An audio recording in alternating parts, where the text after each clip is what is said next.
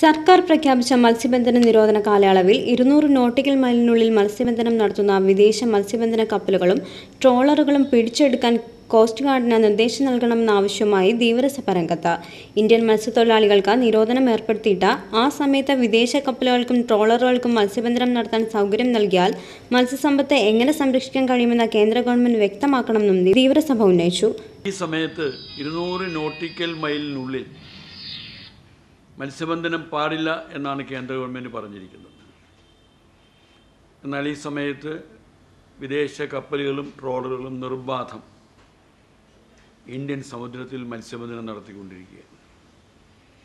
ഇന്നലെ കൊല്ലത്തുനിന്ന് പോയ മത്സ്യത്തൊഴിലാളികൾ ഏതാണ്ട് 50 നോട്ടിക്കൽ മൈലിനടുത്ത് 8ഓളം കപ്പലുകൾ, വിദേശ കപ്പലുകൾ മത്സ്യബന്ധനം നടത്തുന്നത് കണ്ടു. ഇന്നവർ പോകുമ്പോൾ അതിൻ്റെ ഫോട്ടോ വരെ എടുത്തുകൊണ്ട് വരാനായിട്ടുള്ള ഏർപ്പാട് ചെയ്തിട്ടുണ്ട്.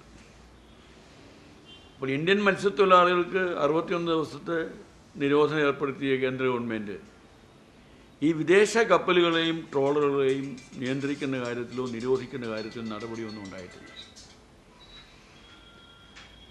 കോസ്റ്റ് ഗാർഡ് ഇപ്പോൾ പരിധി ലംഘിക്കുന്ന വള്ളങ്ങളോ ബോട്ടുകളോ ഒക്കെ പിടിച്ചെടുക്കുമെന്നുള്ള രീതിയിലുള്ള നീക്കങ്ങൾ നടക്കുന്നുണ്ട്. പക്ഷേ ഇതുവരെ നടന്നിട്ടില്ല.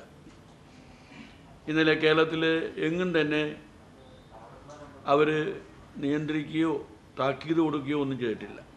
ജൂൺ 1 മുതൽ ആരംഭിച്ച ജൂലൈ 31 വരെ നീണ്ടുനിൽക്കുന്ന മത്സ്യബന്ധന നിരോധനമാണ് കേന്ദ്ര സർക്കാർ പുറപ്പെടുവിച്ചിട്ടുള്ളത്. മത്സ്യബന്ധനം നടത്തുന്ന തൊഴിലാളികളെ പീഡിപ്പിക്കുന്നതിൽ നിന്നും സർക്കാർ പിന്തിരിയണമെന്നും Dheevarasabha general secretary V Dinakaran വാർത്താസമ്മേളനത്തിൽ അഭിപ്രായപ്പെട്ടു. വിദേശ കപ്പലുകൾക്ക് മത്സ്യബന്ധനം നടത്തുന്നതിന് സർക്കാർ അവസരം കൊടുത്തതും ഏകീകൃത മത്സ്യബന്ധനം ഇല്ലാതിരിക്കുന്ന സാഹചര്യത്തിലും കേരളത്തിലെ മത്സ്യത്തൊഴിലാളികൾ മുൻകാലങ്ങളിലേതുപോലെ മത്സ്യബന്ധനം നടത്തുമെന്നും ദിനകരൻ പറഞ്ഞു.